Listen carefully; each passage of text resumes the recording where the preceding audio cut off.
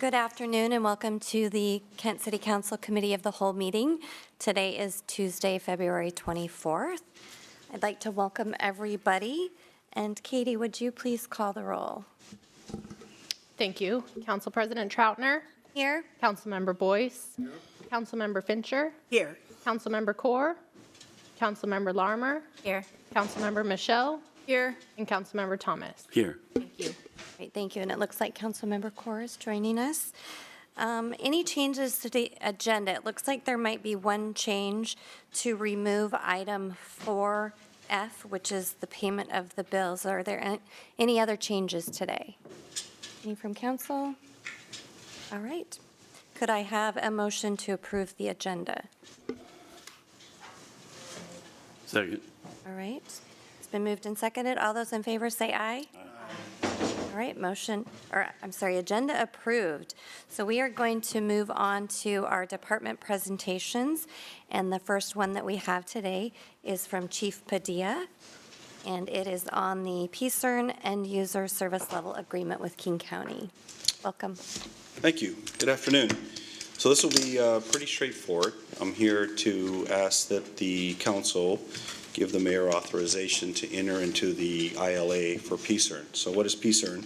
PSERN stands for the Puget Sound Emergency Radio Network. It will be a network that services predominantly King County, but will help reach outside of the county, and will replace the current King County Emergency Radio Communication System. That system is 20 years old and antiquated, unreliable, and there are significant interoperability issues.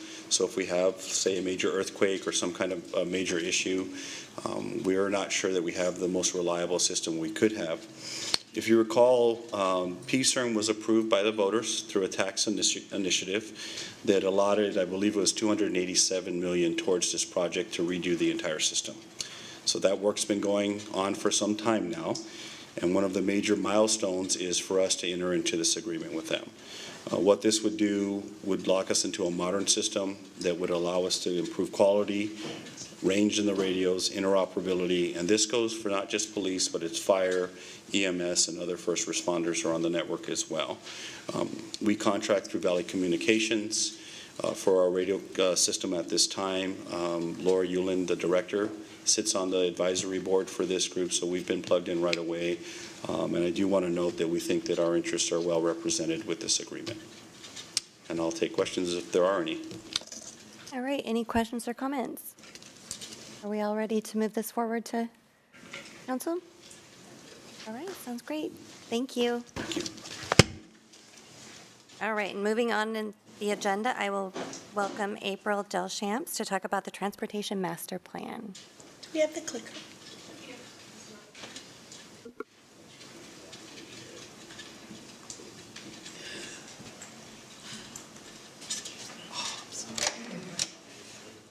I can start talking. Thank you for having me this evening. I am coming back after coming here 2 weeks ago to talk about the performance metrics for the Transportation Master Plan as well as the layered network. Today here we're going to be talking about the performance metrics again. The next step is to adopt these metrics, and so I wanted to kind of do a brief review of what they are and then kind of go over some of the next steps. Thank you, sir. So, kind of to review, the performance metrics are grounded in the goals that were adopted by the council in November of last year. These goals were come up with a collaboration between police, economic and community development, parks, and public works.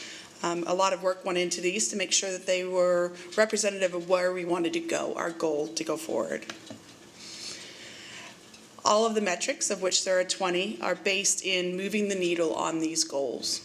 Each of the goals has approximately 8 metrics that fall underneath them pretty well.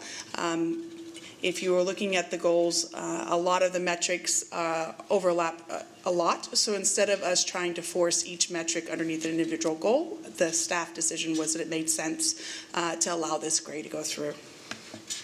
And all of this was in your packet, so I'm not going to, it's very hard to read. So each of the goals have these metrics that sit underneath them.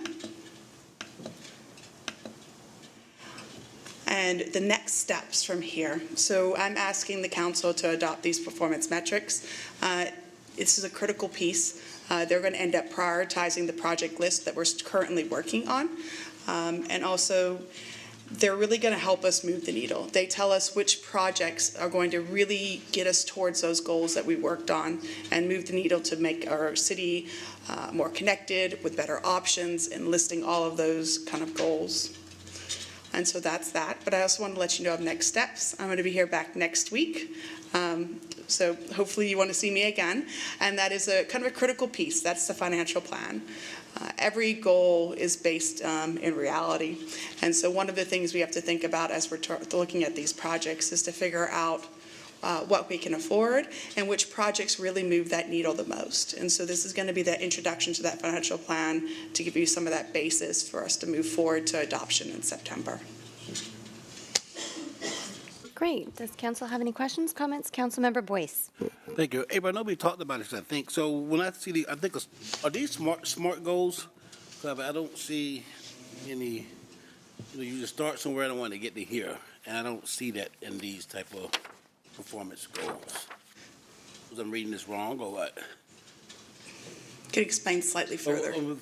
How do you measure that you are So getting where you need to go to? the performance metrics that we've worked on, that we're asking to adopt, those are the kind of the front end. Those are going to help us figure out which projects move the needle the most, and so that we can look at our plan and say, we can afford to build this, and these are the projects that move that needle the most. On the tail end are performance measures. So the performance measures are what we look at to see, are we moving towards our goal? Are we, some examples, and these are somewhat thrown out, how many projects are we completing a year? How many miles of sidewalk? So how much are we moving the needle on the projects that we're building?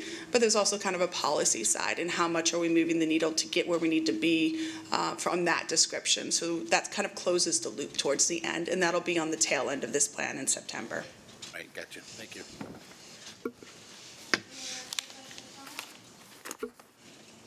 All right. Everyone okay moving this forward? Yep. Sounds great. Thank you, April. We'll see you next time. All right, and moving through the agenda, we are on to Mike McTudis. And this is just information, only a Public Works update on the Green River Levee. Yes, thank you, Mayor, Council President, council members. I'm just here to talk through, show quite a bit of photos from the storm event that we had at the beginning of February. So the good news I'll start off with is flood season is over. So we've had our share of big floods this winter, so we're happy to start moving more towards spring, nicer days and things like that.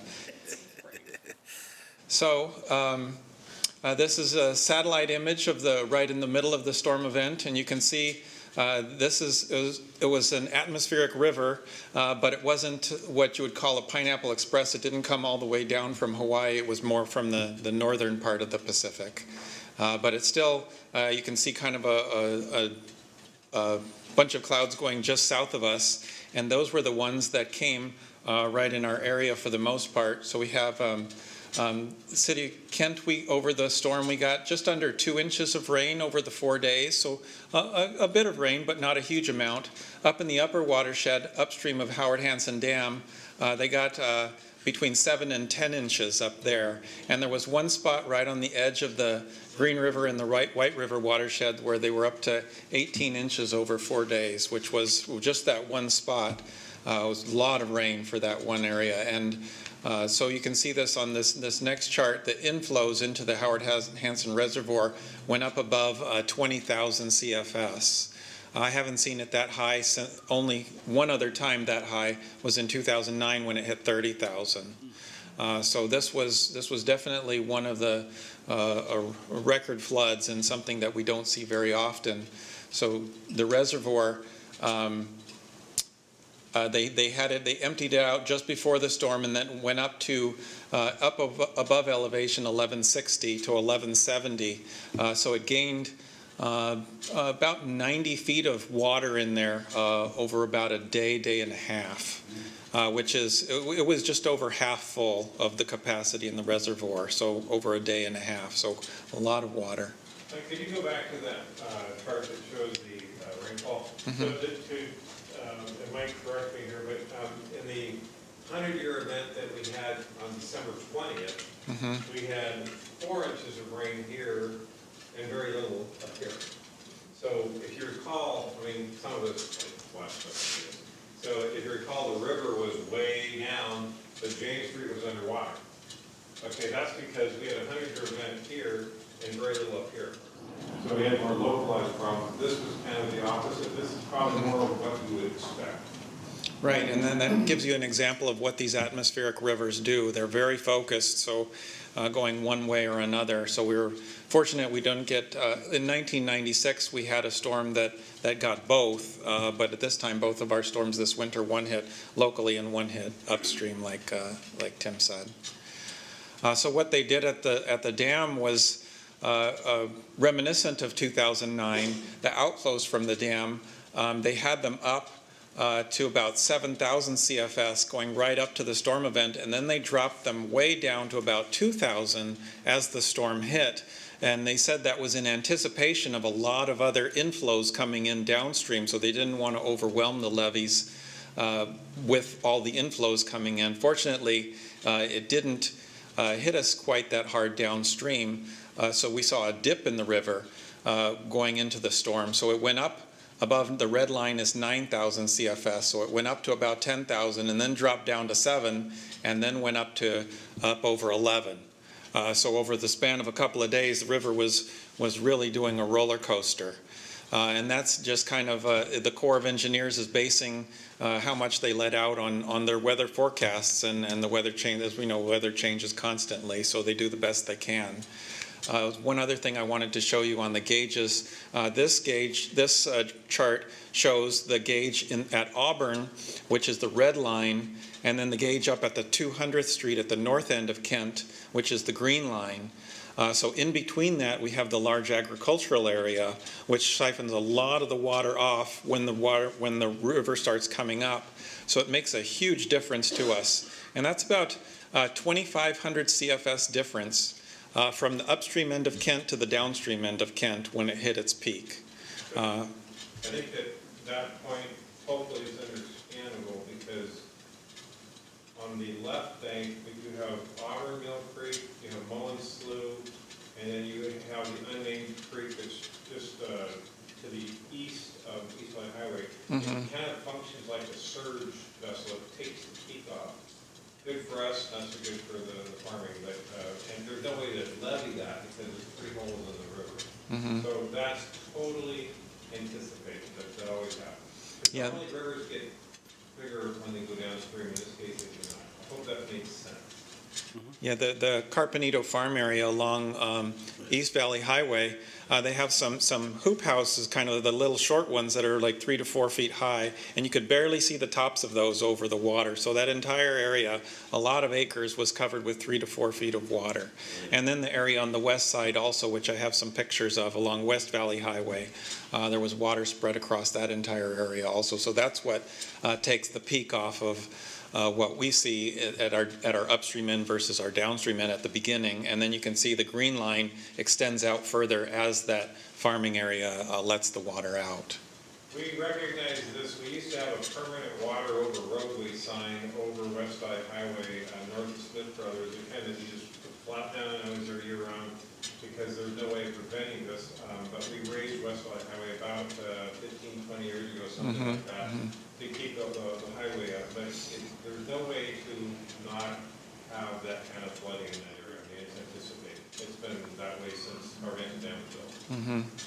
So I'll go through some photos, starting at the upstream end of Kent and the south end going into the north end. So this is the 277th bridge, the Downey Wickstrom Bridge, and you can see the pedestrian bridge had very little freeboard left there, about 3 feet under the bridge. That's a lot less than I've ever seen it and anyone else that I've talked to. So even though the gauge only went up to 11,000 CFS, and technically we have another 1,000 CFS that the Corps of Engineers could discharge to us, we didn't have much space. And then the picture down at the bottom right is Green River Road, which was closed for about 4 days.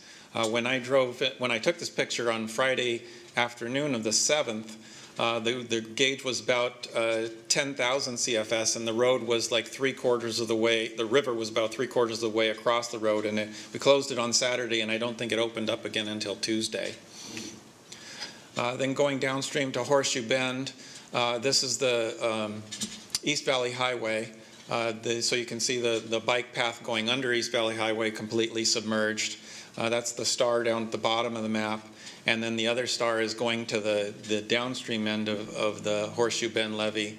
This is a Corps of Engineers levee. We have a setback levee behind this, fortunately, because that one is really steep. Then going down, just downstream from there, this is the Milwaukee II Levee. We have an active ILA with the King County Flood Control District on this, and this was one of the areas we had the least amount of freeboard. So this was very concerning. This is something we're actively working on. And yes, right at that point, that was about 2 feet of freeboard left, and that's when we were at. The picture was taken, it was just between 10,000 and 11,000 CFS when this picture was taken. So the Corps could let more water out, and we've got about that much left on top before the water starts coming up over the top of the roadway. The Milwaukee II Levee, these are some more pictures. The one on the right is the opposite side of the river. You can see a roofing company was partially underwater there. Not good for water quality to have roofing materials and things being washed over by the river. And then on the left side, we have the Skyway towing, and you can kind of see the river coming up all the way to the edge of the Skyway towing. So their freeboard was gone at that point. And this is just a larger picture of the same thing. It's trying to get a picture of the small amount of freeboard right at that point right there. These pictures were taken by a contractor that we had to do some drone photos along the river just to get some of these. And you can kind of see him right in there controlling it. And I'm standing right next to him on that photo. But anyway. Foster Park at 167, same thing, very low freeboard under 167, less than I've seen before. So that's concerning. There was enough that if we had capacity here, but to this point, if you start getting trees coming down the river with root wads and things, there's potential for them getting hung up either on the pedestrian bridge or on one of the other bridges at that level. And then this is the other, this was the other really concerning point during the flood. This is the Valley Apartments right at Washington Avenue. So this is, we also have an active ILA with the Flood Control District to redo the Signature Pointe levee. Signature Pointe Apartments is just to the west of this.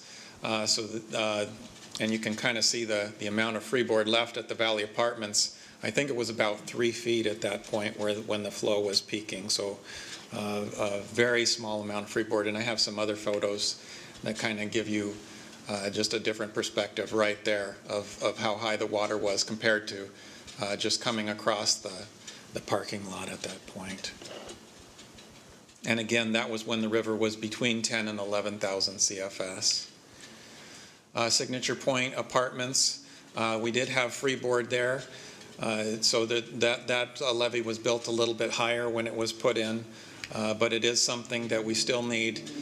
We need additional capacity. If we're going to have another 1,000 CFS or more coming in the river, we definitely need additional capacity, and that's what we're working with the Flood District. It's in their budget to keep working with us. We have the third ILA on this project headed for the mayor's office, which was approved through the council, so it should be on the mayor's desk here in the next couple of days to start doing appraisals and 30% design on this project. So we're going to we've already got we're getting consultants lined up, so they're ready to go. As soon as the ILA is signed, we can get reimbursed by the Flood Control District and we can move ahead on that. And so we just got quite a few pictures of the Signature Pointe Apartments. This photo just gives, this is the Downey side channel as it is today. So you can see some of the difference between the old Frager Road was not built as a levee, and the water goes right through it. The Riverwood Apartments are on the other side of the levee. It is built as a levee, and the stormwater pond is right on the other side, and it was empty. So the levee was working great on the other side of the levee, didn't need to work on the left side. And you can see how much capacity will be. I thought this picture was a really good visual of how much capacity we're going to be adding to the river once we get that front part taken out and we get the side channel put in. And incidentally, we have a field trip with our grant review committee this coming Monday for the grant application that we're requesting $4.6 million to finish this project. That's coming up this coming Monday. So that's a big day for us. These are some pictures of the agricultural district on the west side. So this is Mill Creek, Auburn. As it goes across, these pictures are taken from approximately West Valley Highway, looking south. On this one, Mill Creek, Auburn goes down into the Carpenito farm area, which was all flooded. And then this is looking northwest, and we have the Signature Point Apartments looking right in there, and then all the agricultural area around that area, underwater. This is the new development just downstream. This levee was rebuilt by the Corps in 2008. So there was freeboard. This is just downstream of where all the agricultural area is. So the flows were much less in this area. So this is protected by the levees as well as by the agricultural area. The lake's just downstream from that. So this is an area where we've done quite a bit of work with reimbursed by the Flood Control District, added a lot of capacity. We still have some pieces to fill in the future, but we got the pieces done that we needed to in order to bring it up to accreditation standards. And then Lower Russell, phase 1 is under construction now. The flood wall, I think, is about half done for the southern portion of the project. And then phase 2, which is the earthen levee, which is going to go through the natural resource area and replace the park, is in the procurement process with King County for construction this year. They have a Corps of Engineers permit now, so they are moving ahead on that. So the freeboard was okay in this area. I mean, there was a little bit of freeboard. What was concerning was after the water went down. This is along the current Van Doren's Park. So when the water comes down, the levee was saturated for about a week, and it took pieces of the levee down with it. So this is the area where we've been concerned about for quite a few years, and this is the piece that actually inspired the entire Lower Russell project. And so it got to the point with this storm where we did recommend 2 parks, and they did close this piece of the trail, because that piece was where the sloughing was about 6 to 8 feet off of the trail, and it was about a vertical drop-off that was maybe 10 to 15 feet down. So it was at the point where we did not believe that the levee, if we didn't have the project, the Lower Russell project under construction right now, we would be going to the flood district and saying, this has to be fixed this summer. It will not hold for another summer. I know I've dragged every one of you out there at one time or another, but for the last 10 years this thing has been failing. But this is basically a failed levee scenario. Again, as Mike pointed out, we're already under construction on the levee going around it. We own all the property. The dog kennel has been bought a long time ago. So basically, we have the means to solve the problem. But so we've been watching this for a long time. It's not a surprise, but still concerning, and as Mike pointed out, we don't have any reason to ring alarm bells because we have the continuing to watch it. I know you've all seen it because I've dragged you all out there. The Boeing Levee just downstream the Boeing Levee was actually pulled back from the river's edge about 20 years ago. And so the river did not even get up over the shelf where the old levee was. So there was freeboard capacity there. And then downstream further to the Briscoe Levee, there was just the big concern there was just freeboard. Just worrying about making sure that when the river kept coming up, that we would continue to have capacity, and we did. There was one spot that the flood district saw in their levee inspections that they looked like there was a little bit of seepage coming through the levee, but nothing where they saw a lot of damage to the levee. And one of the other things we always watch for is logs in the river. Make sure they don't start hanging up other logs and causing blockages. So that one was something that we've been watching for over a year, that one blockage, and it didn't look like it hung up any additional wood. So we're going to just continue to watch that. Madam Mayor, do you have a question? Mike, wasn't there some sloughing in this area as well? Has that all been taken care of? Was that part of that PL 88 There was or Pride? there was some Close. sloughing a few years ago that was taken care of when we put the flood wall in, and that's right up at West Valley Highway. Okay. And I'll show you some additional photos just upstream from that. There was significant flooding, significant sloughing, which is at a point where we've turned that over to the Flood Control District and City of Tukwila, and that is another one where we're saying this levee needs to get fixed Maybe that's what I'm thinking this of. summer. Yeah, that was brand new. That was something we saw last week. And Councilmember Thomas has a question. Thank you. The picture on the right bottom there, I mean, basically what you've been saying is we were pretty fortunate here, all in all, but you could go up to 12,000 CFU. Yes. And you'd be right there on that. I mean, you'd just be up to the road, wouldn't you? Yeah. The difference here, Councilmember, that's a very good question, but we're not as concerned about this one as we are in other areas. I understand that, But here, this is actually part of the flood wall, right? right. But you would be up to the yeah. It would be very close. When you get up that high on the river, even another 1,000 CFS doesn't come up that fast because the river's so wide at that Right. point. So I think we would still have some capacity left at this point in the Desimone Levee. But yes, you're getting closer.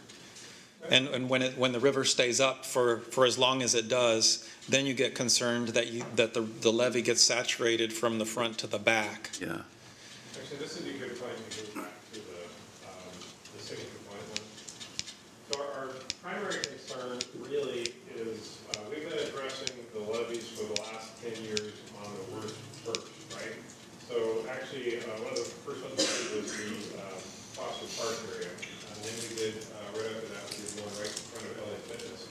Can you go back to the one more slide? Yes, here, this is one of my favorite ones to worry about. So there is an adequate freeboard in this picture. This is very concerning. The good news, however, is that the flood district just authorized in the budget $57 million, primarily due to Mike's efforts and Alex and the staff. They've done an excellent job of getting that money allocated. So, and Stephen Lincoln is going to come here next, and we're getting started on this.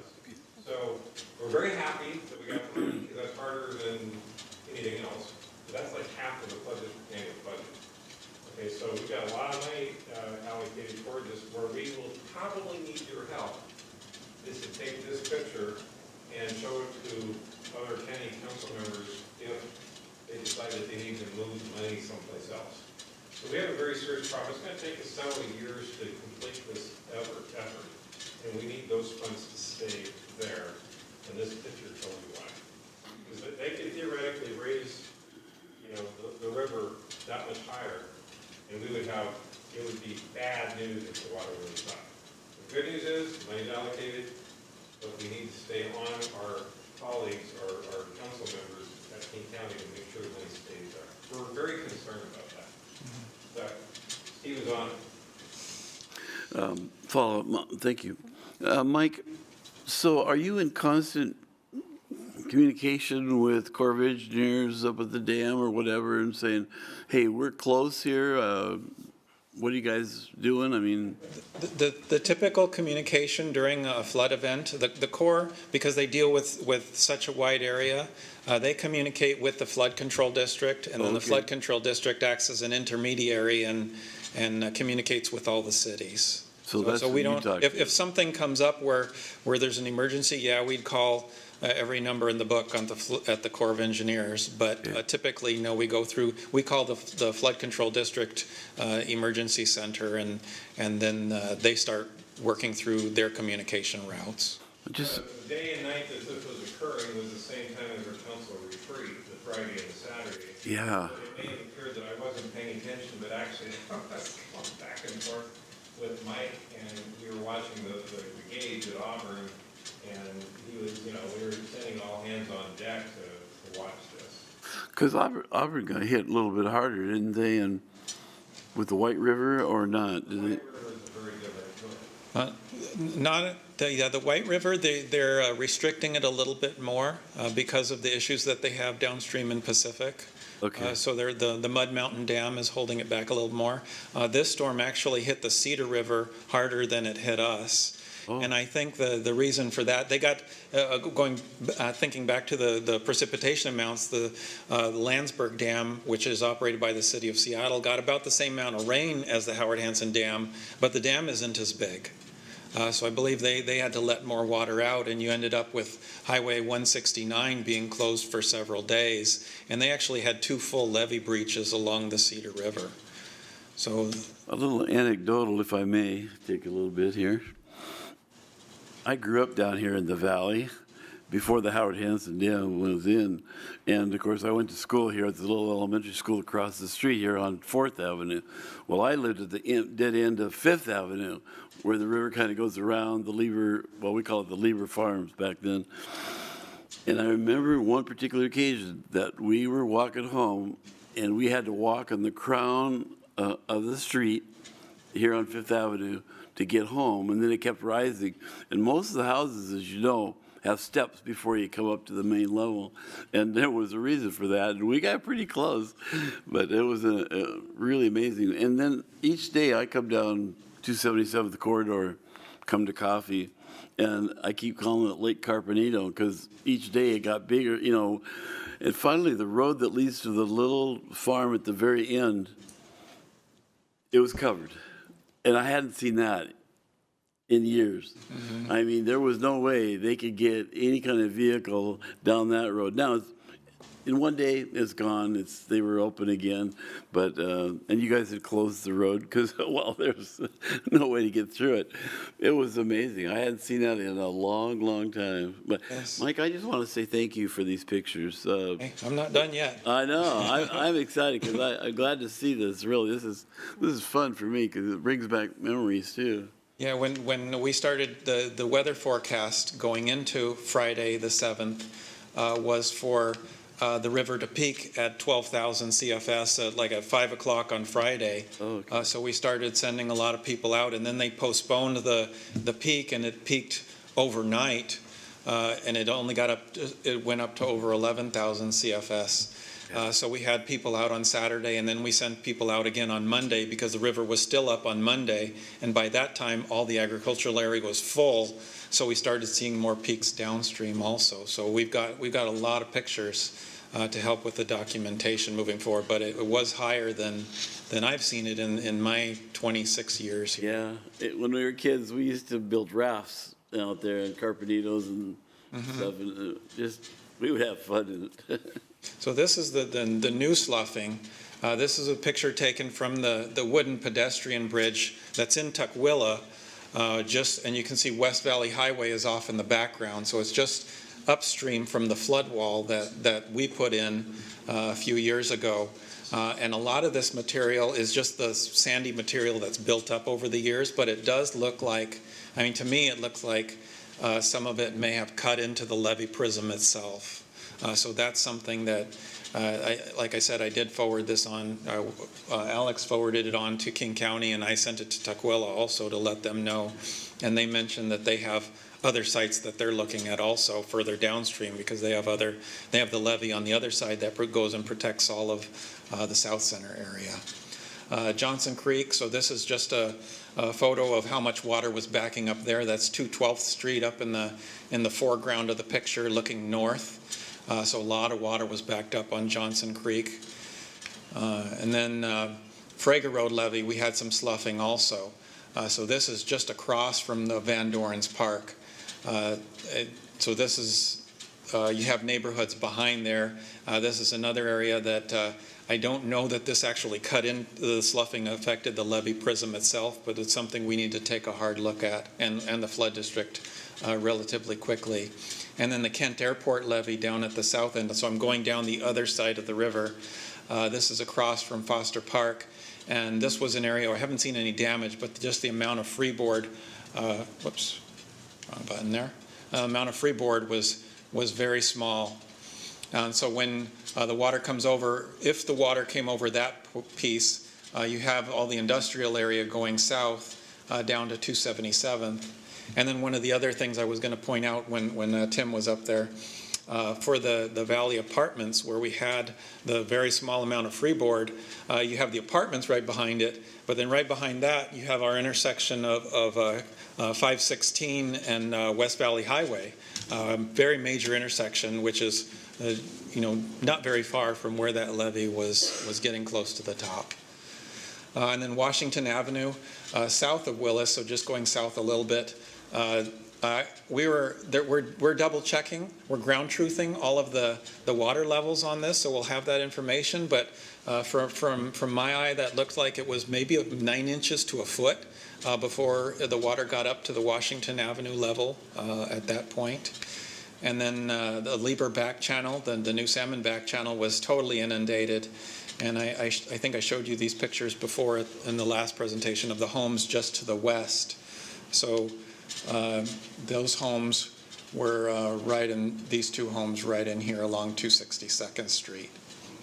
So those did have water up against them. And then going out east, where we had a lot of rain out by our Clark Springs water supply, and it's very rare where, in my experience, where Clark Springs at our gauge gets over 100 cubic feet per second, and the gauge was measuring it at 320. So it was going up over the top of roadways upstream of our water supply. We did build a levee just for this scenario a few years ago upstream of our intake facility, and the levee did keep the water out of our infiltration gallery. So the levee that we had on our water system worked exactly like it was supposed to. Very happy to see that. But there was, and the picture, this is Summit Landsberg Road right here. So this is a project that we are working on replacing those culverts, which were just jetting with a larger structure to allow more water. And the project was initially intended for salmon habitat, but it'll work for flood protection as well. Can you briefly tell them what we're doing for those houses with FEMA? Yes. So the homes along, whoops, let me go backwards here. The homes along 262nd, there are programs with FEMA where you can get assistance to raise your homes, get them up on stilts or get them up above the flood level. And there also is a program with King County where they have extended the deadline to March 2nd, where you can report damage to them and request assistance through the flood control district or, as I mentioned, through FEMA. What do you say we get about 6? Well, I know of 3 that had floodwaters around them in this storm. And if you have any other questions, I'd be happy to answer those. Any questions or comments? Thank you. We were all up here knocking on the dais, hoping that this is it for a while. I hope so too. Yeah, thank you for sharing those. Next, we've got Stephen Lincoln to talk about the service agreement with geoengineers for Signature Pointe Levee. Council President Troutner, Mayor Ralph, members of the committee, good evening. I'm Stephen Lincoln. I'm a senior project engineer with the Department of Public Works Environmental Engineering Design Group.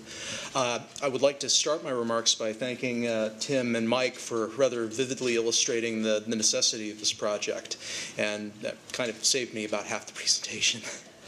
But this is a continuation of the presentation I presented at the previous committee of the whole 2 weeks ago, where I presented the interlocal agreement with the King County Flood Control District to provide the funding for these various projects. What I'm presenting now is the design contract with a design team led by geoengineers out of Tacoma to provide the 30% design for the Signature Pointe levee improvements. This will get the levee design up to the point where we can submit for the various permits we will need to construct the improvements. And with with things going on our current schedule, we will ideally have our improvements in place by the start of the wet season in 2022. As we are right now, the levee is not up to FEMA's 100-year accreditable standard. And as you can see on the photograph on the right side of the slide here, you can see that the area that would be protected by the Signature Point levee, there we go, right here, is mapped within the floodplain. By constructing the repairs and improvements that geoengineers will be designing for us, we will be moving the flood protection level to a 500-year plus 3-foot standard, which will protect the residents of the Signature Point apartments and connect the Signature Point levee into a larger accredited area that will remove large portions of the valley from the map flood zone, protecting the residents and business owners, as well as relieving them of flood insurance requirements.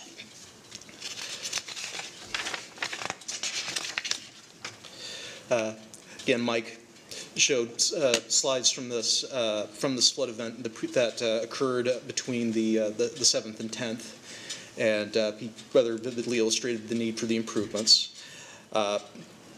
Again, this contract will advance the design to 30%. Geoengineers is estimating that the 30% design will be complete by August, and at that point we will be moving ahead with an additional design agreement with geoengineers to move to final design, as well as an additional interlocal agreement with the flood control district to provide further funding for the project. This concludes my remark. I thank the council for their support of our work at the Department of Public Works and their consideration of this contract. Definitely much needed. Any questions or comments? Is everybody okay to move this forward? All right. Thank you. Nice work. Thank you. All right. Looks like Matt Gilbert is up. Information only on the Economic and Community Development Report on the bridges. Thank you, and good evening, council members. Matt Gilbert, Economic and Community Development Department. I'm here tonight to give you an update on the annexation and de-annexation of the Bridges property, which is a municipal island located just south of our contiguous border along 124th Street between 288th and about 304th, I believe it is. Yeah, so there it is in the lower portion of the screen in relationship to the rest of the city. So in 2019, we were directed to start discussions with the City of Auburn related to annexing this into Auburn, de-annexing it from Kent, because it is surrounded by the City of Auburn. This was a piece of land that came into the City of Kent in 1987 through annexation. Excuse me, it was annexed for the purpose of constructing a future water reservoir. At that time, the city believed that it would be necessary to continue to serve the city with water. However, after that time, the city acquired water rights from a different source, which made this surplus property. So in 2005, the city sold the property after negotiating with a home developer, sold it for 379 units, single-family units, and significant open space. So let me see. So there's the layout of the property. Most of the homes within the Bridges neighborhood have been built. We've collected permit revenues over the last decade, and I think we're just down to a few last remaining lots. There is also a future development area down at the south end of the property that was designated for commercial development or future development to be determined back when this was approved in 2007, I believe. So it's once called a planned unit development, or a PUD. PUDs allow for some design creativity. They're sort of special. They're used when you have large developments where a developer has some opportunity to be creative with the layout, with the parks, with the open space, with the commercial uses. So the Bridges PUD did enable the development there. So that's kind of a special kind of approval that the city gave, which is, I'll get to in a moment, it's somewhat complicating though for the annexation and de-annexation. Councilmember Thomas, do you have a question or comment? I do, thank you, Madam Chair. Matt, what's the population of that area? We don't know yet. That's something that we'll have to determine But you've before. got how many homes are built right in there? 379 units, so You we could figure there's probably 3 at least to a household? do 3, probably in the 600 to 800. We're looking at a large portion of, a large population here. And, So excuse if I'm looking at this map to the right, at the northern border, how far are we from the city of Kent line? I don't, 3 properties? well, you can see it, how do I do this? Right? Right there. Right It's- there to the, okay. I would say it's around a mile, maybe a little bit less than that. You think a mile? Yeah, as you travel south on 224th, it's down a bit. 124th, I'm sorry. Most of you know, I don't want to lose these people. The signs are all up. It says they got our Kent logo on all the, my daughter lived there for a long time, and those are the kind of homes that we want to encourage having in our city. I really hate to lose these people, and you know how I feel about annexation. Most of you know how I feel about annexation. And the more people we have in Kent, the more influence we have at King County, because we are only a few thousand population below Bellevue. And I don't know, until you've actually sat, as I had, on the King County Council, you begin to realize how important this population is and the size of your city. Because most of you know what you've seen Bellevue flex their muscles. And the reason they can do that and get away with it is because they have the population to back it up, because they're the second largest city in King County. Here we are, third, and close to second. So I don't know if I'm making any sense to my council members, and I don't know if it's too late to do much about it, but I'm opposed to this at this point, just to let you know. I'm sorry. And I don't know if I've made sense to the council members, but, and I don't know what we can do about it. I thought we might be within 3 parcels in which we could buy those parcels and then connect, because you really officially are supposed to abut next to the present city lines. And we're not doing that here, but I don't know if there's much we can do about it. It is a bit of an odd situation for a city to have an island that's Isn't it surrounded possible? by another city. But we're in exploratory mode right now, which I can get a little bit into that and tell you where Auburn's at with it. Matt, do you mind it? We've got some council members who want to Oh. make comments or have questions. Councilmember Boyce. Thank you, Madam Mayor. Councilman Thomas, we have received numerous of email. I mean, these people want to be part of Auburn, but they get some service in Auburn, some in Kent, and the service from the police. I think there's a reason why. It's probably not as good as it should be.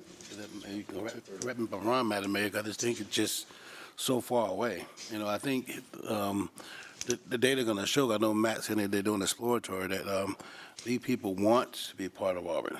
So, I guess we'll wait till the data come back and then we can help make a decision, though. But if they want to be part of Auburn, so they can have a one look and feel and get the same service from the same city, which I think is important to the people who live there. And I think we need to kind of maybe take that into consideration.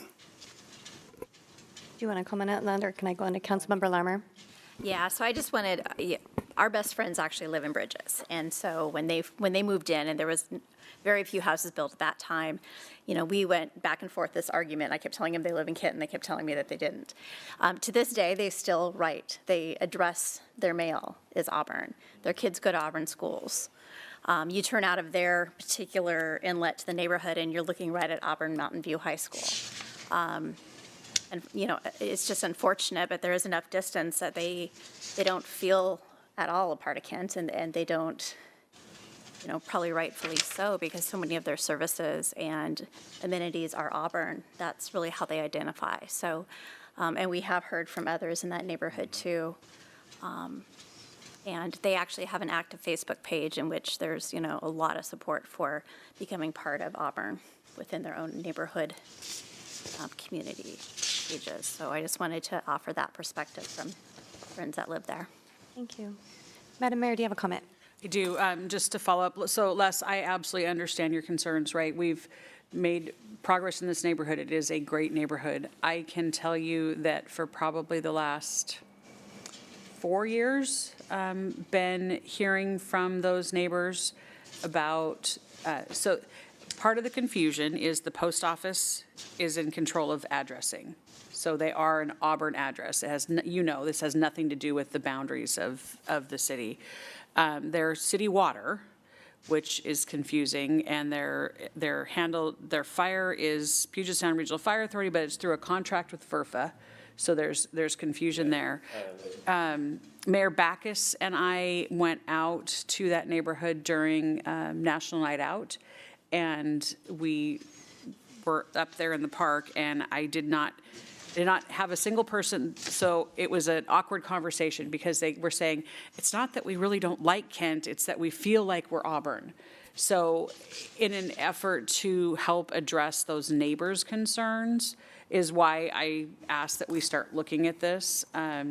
Auburn, I have also asked that Auburn do the community outreach, right? There has to be formal outreach to the neighborhood, making sure that this is what they want. But it's a pretty lengthy process to go through this. It's not going to happen overnight, which also was somewhat disconcerting or frustrating to the neighbors. They sort of thought by the end of last year, they could just redraw the lines on the map and they would be considered Auburn, but it's pretty complicated. I know Matt's gone into a little bit of it. There's a lot of steps to go through.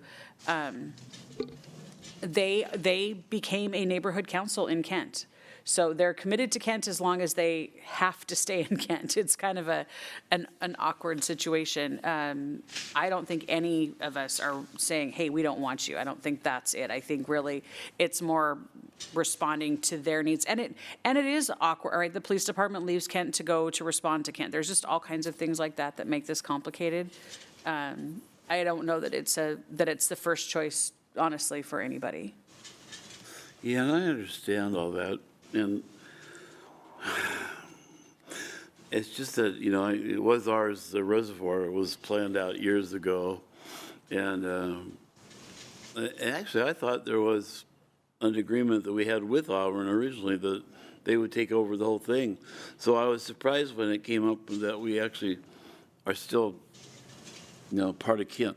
It is interesting when my daughter, they write Kent address, but it's 98092, which is an Auburn zip code. So it is confusing, it's odd. But I just wanted you guys to know where I'm coming from, because I realize the power in numbers.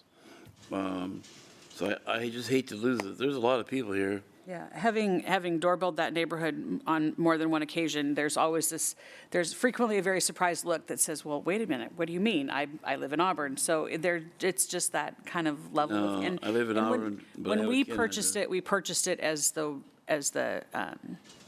impoundment. So I don't know that the vision back in 1987 was ever that it would be residential, just like we've got all the property out past Maple Valley. That is our watershed. It's technically Kent city limits. I know. But it's in the middle of, Maple Valley. And you're right. When we originally purchased that, there was absolutely no intention of ever being residential. It was going to be a water reservoir. So, so I want you guys to think about Fairwood then. Because it abuts now. That's at least border to border. Right? It is. We do, and they don't want to become Renton, and they don't want to become a city of themselves, but there are a lot of them out there that would consider Kent their home because, as you just said to me, they go to our Kent schools. And it is confusing for Fairwood sometimes, too. So I just want you to not shudder when I mention annexing Fairwood. Just a few more comments and questions, and then we'll There's get back always to Des Moines, too, Yep. Councilmember Michaud. Thank you, Council President. Okay, Matt, can you go back to the previous slide? Tell me when to stop. No, before that. Right there. Okay, so you said there was still some land available to develop. Is that down in this? Yes, I'll point to it. It's right around there. It's about 13 acres. Okay, and that's just for commercial? Yeah, under the terms of the planned unit development approval, it cannot be used for what they call density-based uses, which is basically housing. There was a transfer of the density on the site up to the north where you see the homes today. They were allowed to squeeze together a little bit more in order, but the trade-off was that there was no density-based use at the south end. So, yeah, basically the commercial, maybe we had a proposal several years ago for an assisted living facility there, which would be considered non-density based. Of course, none of it came to fruition. So no more houses are going to be built there? Under the terms of the PUD as it is today, no houses are allowed there. Councilmember Fincher. I was just going to say to my fellow council member here also, even though we have great services, consider that when they're going to the Auburn schools, you know, the Parks Department programs, ours are definitely better than they are in Auburn, but their friends are going to be going there. And when there's a police and emergency, they're right down the road from the fire department that is in Auburn. So just those sort of things, I think, have to be considered and why they are feeling the way that they are. So I think the mayor was right in asking that that be looked into. All right. I think we're ready to continue. Thank you. Thank you. I appreciate the discussion. So there's I think, a pretty fair notion that maybe you would ask, why don't we just change the map? You know, it's surrounded by Auburn. It appears to make perfect sense. And I think there's probably people within that neighborhood that are thinking that. What we found, and this will be my first annexation within the planning, as a member of the Planning and now Economic and Community Development Department, there are a lot of moving parts to an annexation like this. And our colleagues in the city of Auburn are being very methodical about evaluating this piece of land before they decide to move forward towards initiating an annexation. So they're looking at possible future development concepts for that 13 acres.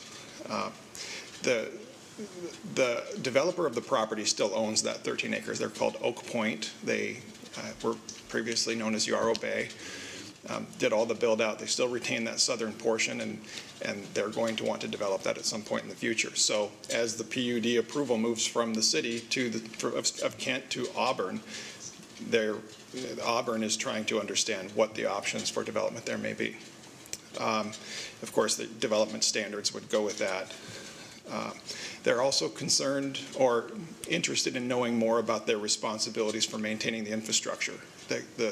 The condition of the infrastructure as it is today will help them make that determination. So we've sent them all of the information that we have here at the city, and their Public Works Department is currently evaluating the roads, the sidewalks, the wetlands,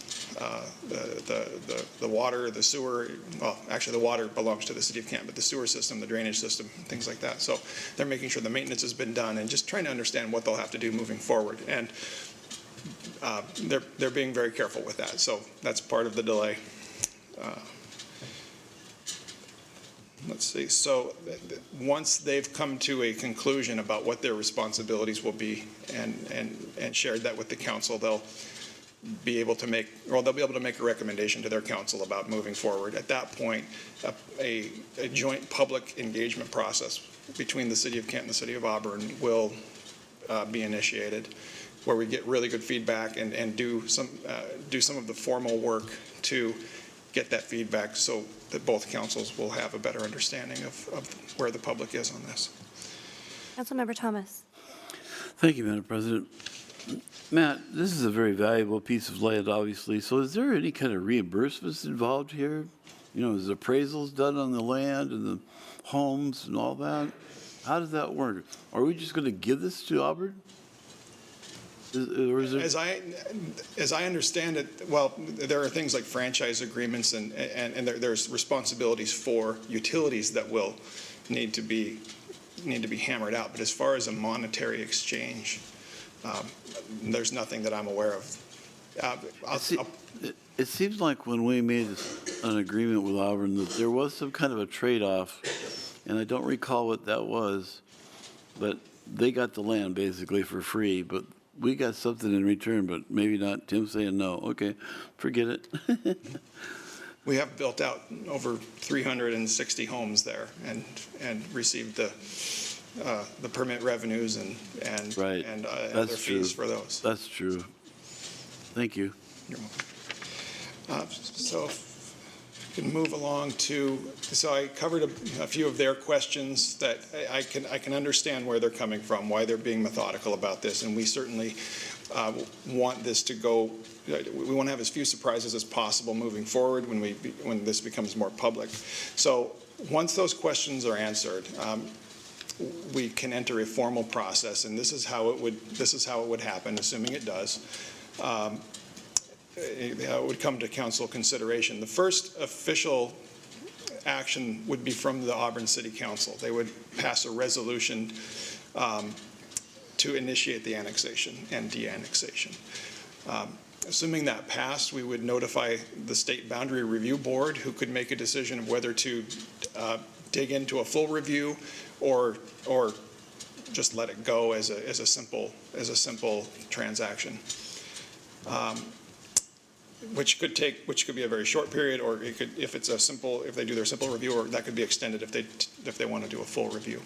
At the conclusion of that, there would be a concurring resolution from the Kent City Council, after which there would be a 30-day period where owners could object to the annexation. Of course, we would hope to have surfaced those objections through the public process prior to that time, though. So if there is no objection, the annexation would become effective. After that point, Councilmember Thomas, to your question, we would be required with the City of Auburn to conduct a census to get an accurate count of the residents within that area, so that the Office of Financial Management can transfer those numbers accurately. So that concludes my presentation. I'd be happy to answer any further questions. Any additional questions? Councilmember Boyce. Thank you, Madam President. I see your outline, but we've been talking this quite some time, so when you see we're going to be getting closer to the end? I spoke 2020 or 2021?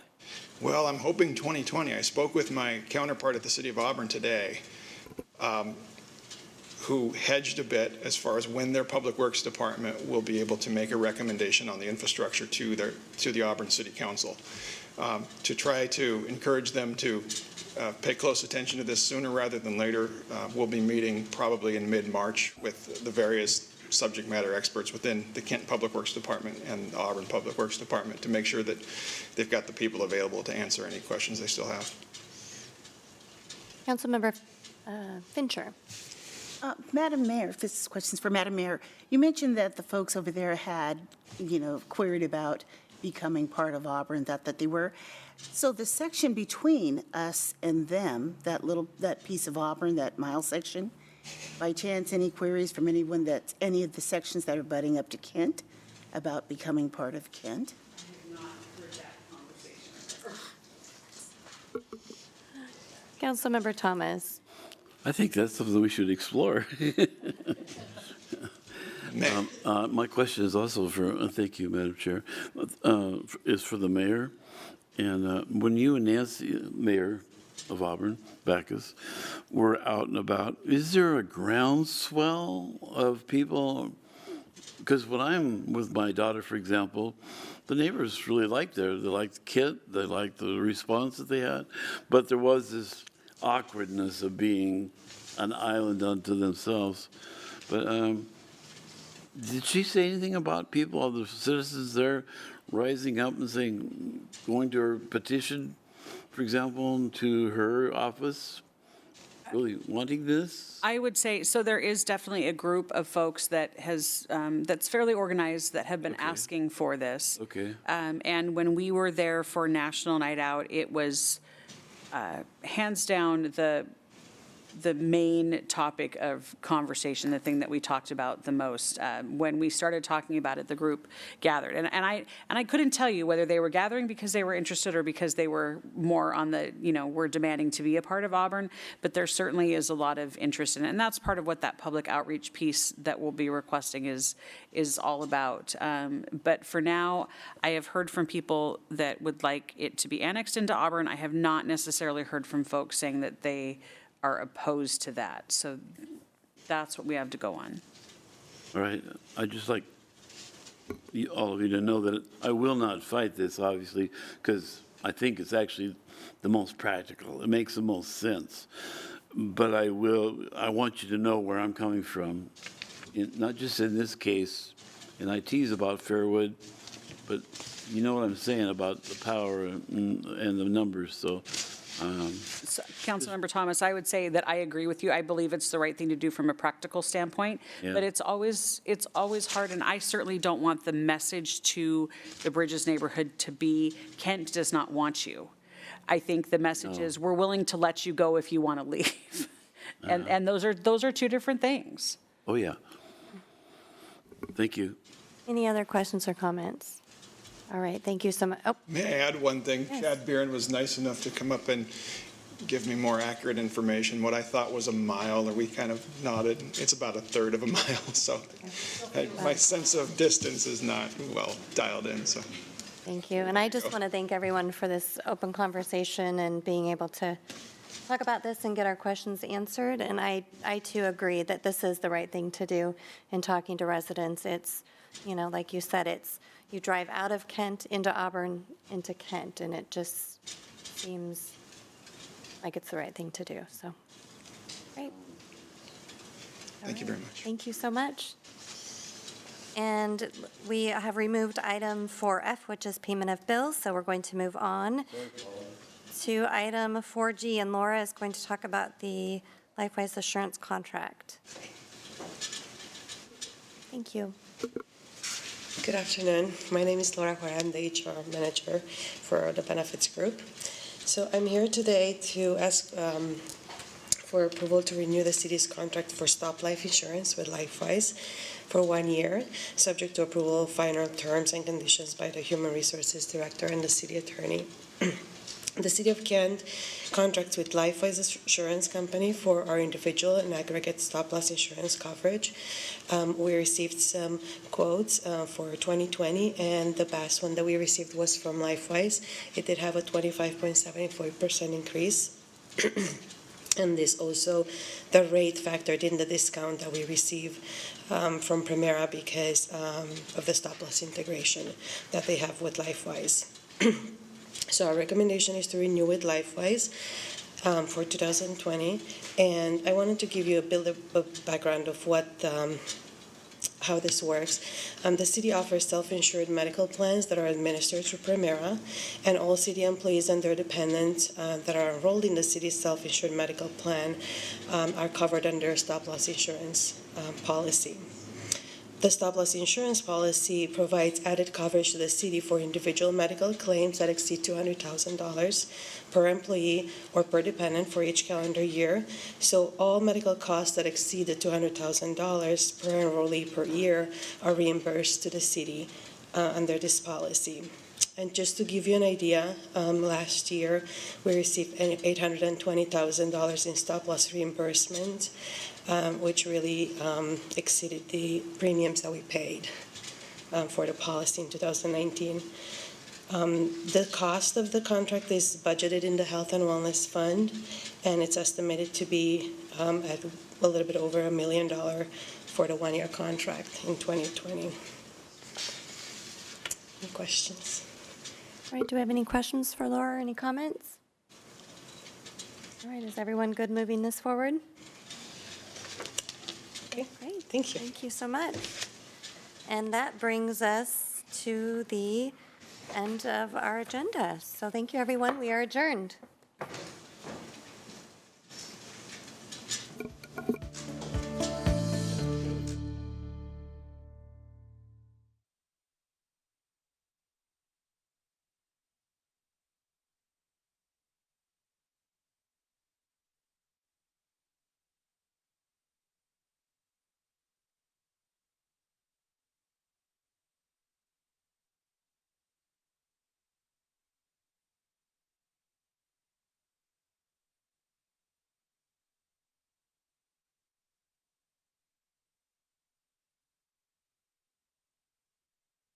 government, for-profit companies.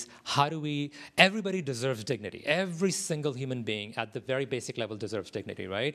So it's a great book, highly recommended. Color of Law is about how most of our cities, including Seattle and Kent, New York,